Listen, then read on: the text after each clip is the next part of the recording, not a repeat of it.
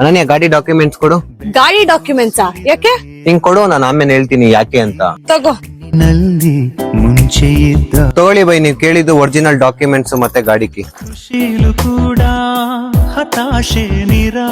ನೀವ್ ಕೇಳಿದ್ 1.5 ಲಕ್ಷ ನಿಮ್ ಬ್ಯಾಂಕ್ ಗೆ ಟ್ರಾನ್ಸ್ಫರ್ ಮಾಡಿ ಚೆಕ್ ಮಾಡ್ಕೊಳ್ಳಿ. ನನ್ಗೊಂದ್ ಮಾತ್ ಹೇಳಿ, ನಿಮ್ ಗಾಡಿ ನೋಡಕ್ ಹೊಸ ತರ ಇದೆ, ನೀವ್ ಯಾಕೆ ಮಾರ್ತಾ ಇದೀರಾ? ಏನಿಲ್ಲ ಬೈ, ನೆಕ್ಸ್ಟ್ ಮಂತ್ ನನ್ ತಂಗಿ ಮದ್ವೆ ಐತೆ. ಗಂಡಿನ ಕಡೆಯವರು ವರದಕ್ಷಿಣೆ ಅಂತ 1.5 ಲಕ್ಷ ಕೇಳಿದಾರೆ. ಆ ದುಡ್ಡು ಕೊಟ್ಟಿಲ್ಲ ಅಂದ್ರೆ ನನ್ ತಂಗಿ ಮದ್ವೆ ನಡೆಯಲ್ಲ. ಅದಕ್ಕೋಸ್ಕರ ಗಾಡಿ ಮಾಡ್ತಾ ಇದೀನಿ. ಸಿಹಿ ವಿಚಾರ ಒಂಥರ ಆಗಿದೆ ಬಲಿ. ನೀನೇನೋ ನಿನ್ ಗಾಡಿನ ಮಾರ್ಬಿಟ್ಟೆ, ಇವಾಗ ನಾವು ಸುತ್ತಾಡಕ್ ಏನ್ ಮಾಡೋದು? ನಡ್ಕೊಂಡು ಸುತ್ತಾಡ್ಬೋದಲ್ವಾ? ನಡ್ಕೊಂಡೆಲ್ಲ ಸುತ್ತಾಡಕ್ ನನಗ್ ಆಗಲ್ಲ. ನಡ್ಕೊಂಡ್ ಸುತ್ತಾಡೋಳ್ನೆ ಹುಡ್ಕೋ. ಇವತ್ತಿಗೆ ನಂದು ನಿಂದು ರಿಲೇಶನ್ಶಿಪ್ ಇಲ್ಗೆ ಎಂಡ್ ಮಾಡ್ತಾ ಇದೀನಿ. ನಾನು ಹೋಗ್ತಾ ಇದ್ದೀನಿ, ಬಾಯ್. ತುಂಬಿ ಹೋಗಿವೆ. ಏ ಬ್ರೋ, ಈ ಗಾಡಿ ನಿನ್ನ ಹತ್ರ ಹೆಂಗ್ ಬಂತು? ನೀನ್ ಈ ಡಿಸಿಷನ್ ತಗೊಳಕ್ಕೂ ಮುಂಚೆ ನನ್ನ ಹತ್ರ ಯಾಕೆ ಒಂದ್ ಮಾತು ಹೇಳಿಲ್ಲ? ನಾನ್ ನೆನ್ಪಾಗಿಲ್ವಾ ನಿನ್ಗೆ?